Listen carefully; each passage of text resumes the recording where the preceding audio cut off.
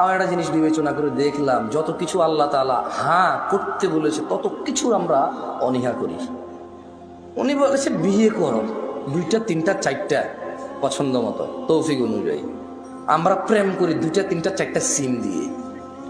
আপনি দেখেন, উনি বলছে বিয়ে করো 2টা 3টা 4টা, আমরা করি প্রেম 2টা 3টা 4টা। উনি বলেছে, মুহাম্মদ সাল্লাল্লাহু আলাইহি ওয়াসাল্লাম বলেছে তোমরা বেশি বেশি বাচ্চা কাচ্চা নাও, তাহলে আমার উম্মত ভারী হবে, কিয়ামত আমি বিশাল এক জনসমুদ্র নিয়ে ইনশাআল্লাহ জান্নাতে প্রবেশ করব। আমরা বলি একটা যথেষ্ট। কয়টা যথেষ্ট? একটা যথেষ্ট।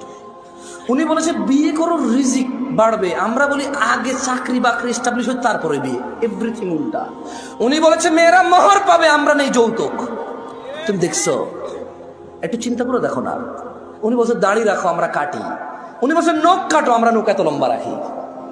তুমি বুঝতেছো না ভাই, আসলে এটা ও নখ রাখার শখ না, জাস্ট আল্লাহর বিরুদ্ধাচারণ করা, রাসূলের বিরুদ্ধাচারণ করাই হচ্ছে ওর উদ্দেশ্য। ওর জীবনের একটা এইম হয়ে গেছে। এই যে এখানে দাড়ি কাটা মানুষগুলো বসে আছে, ওরা যদি বলা হয় এই দাড়ি যদি তুই না কাটিস ভাই তোর কি লস, একটা লস দেখাইতে পারবে না। কয়টা লস দেখাইতে পারবে না? একটা সিঙ্গেল লস দেখাইতে পারবে না। ওরা যদি সাইন্টিফিকলি ডাক্তার, আমি তো ডাক্তার না, তবে এখন সাইন্টিফিকলি ডাক্তাররা যে দাড়ি কাটার কতগুলা ক্ষতি, আমি একটা আর্টিকেল পড়তেছিলাম, 17টা ক্ষতি আছে দাড়ি কাটার। কয়টা ক্ষতি? এর মধ্যে হরমোন কমে যায়। কি কমে যায়? মানে বাচ্চা কাচ্চা হওয়ার চান্সেস কমে যাবে, কারণ দাড়ি থেকে নাকি, দাড়ি যেটা থেকে ওঠে, মানে দাড়ির যে গোড়াটা দেখছেন সাদা সাদা থাকে না, ওটা নাকি মানুষের হরমোন গ্রোথ ভালো রাখে, মানুষের স্কিন ডিজিজে অনেক হেল্প করে দাঁড়িয়ে। সুবহানাল্লাহ। আমরা তো এত কিছু মনে করে রাখি না, সুন্নাহ হিসেবে রাখি। আলহামদুলিল্লাহ। কি হিসেবে রাখি? হরমোন আর স্কিনের জন্য রাখি না, জান্নাতের জন্য রাখি। আল্লাহ কবুল করুন, আমিন। যে যার নিয়ত অনুযায়ী পাবে। ইহুদি নাসারারা এখন দাড়ি রাখে কেন? হরমোন গ্রোথ ভালো রাখার জন্য, স্কিন প্রোটেক্ট করার জন্য। আমরা রাখি জান্নাতে যাওয়ার জন্য। তো আমরা জিনিস চিন্তা করলাম যে মসজিদে মানুষ নাই, কনসার্টে কেন মানুষ? কারণ মসজিদে আসতে বলা হয়েছে এই জন্য আসে না, কনসার্টে যেতে নিশ্চিত করছে এই জন্য যায়, নাথিং এলস। আচ্ছা, শীতকালে সব মানুষ জ্যাকেট, কুর্তা, পাঞ্জাবি, জুব্বা, তারপর হচ্ছে চাদর, তোয়ালা, কানটুপি, নাকটুপি, মাস্ক, হাত মোজা, পা মোজা সব কিছু দেয়। কাউ কাছে অত্যাচার মনে হয় না এটা।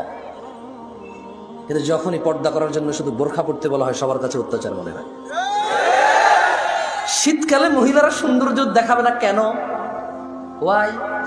তখন কি ওদের স্বামীর সাথে থাকা লাগে না? তখন কি ওদের বয়ফ্রেন্ডরা ছুটি নিয়ে নেয়? তখন কি ওদের বিবাহের জন্য আসা বন্ধ হয়ে যাবে? তাহলে শীতকালে কেন গা ঢাকে? কারণ ঠান্ডা লাগে তাই ঢাকে। গরমকালে কেন ঢাকে না? ঠান্ডা লাগে না তাই ঢাকে না। আল্লাহ বলেছে ঢাকতে, তাই ঢাকে না। মুসলিম সমাজের বাবা মায়ের, ছেলে সন্তানের, আমার আপনার সবার একটা এইম হয়ে গেছে, যেটা আল্লাহর নবী বলছে ওটার উল্টাটা করো। ওটার কি করো? উল্টাটা করো। আল্লাহ আমাদেরকে বুঝার তৌফিক দান করুন।